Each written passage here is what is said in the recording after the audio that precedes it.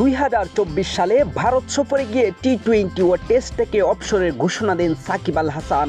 যদিও মিরপুরে নিজের শেষ টেস্ট খেলার আগ্রহ প্রকাশ করেছিলেন তিনি, তবে রাজনৈতিক কারণে শেষ পর্যন্ত বাংলাদেশে ফেরা হয়নি তার। টি-20 থেকে ইতিমধ্যেই অবসর নেওয়া সাবেক ক্রিকেটারদের নিয়ে হতে যাওয়া এশিয়ান লিজেন্ডস লিগ টি-20তে খেলতে যাচ্ছেন সাকিব আল হাসান। 10 মার্চ থেকে শুরু হতে যাওয়া এই আসরে এশিয়ান স্টারদের হয়ে খেলবেন বাংলাদেশের সাবেক এই অধিনায়ক। সামাজিক যোগাযোগ মাধ্যমে এ তথ্য নিশ্চিত করেছে টুর্নামেন্ট কর্তৃপক্ষ। এশিয়ান স্টারদের হয়ে সাকিব ছাড়াও খেলবেন বাংলাদেশের আরেক ক্রিকেটার অলোক কাপালি। এই আসরে বাংলাদেশ থেকেও একটি দল অংশ নেবে।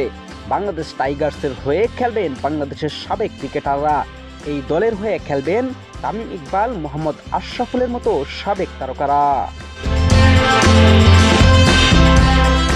আগামী 12 মার্চ বাংলাদেশ টাইগার্সের বিপক্ষে খেলবে এশিয়ান স্টার্স।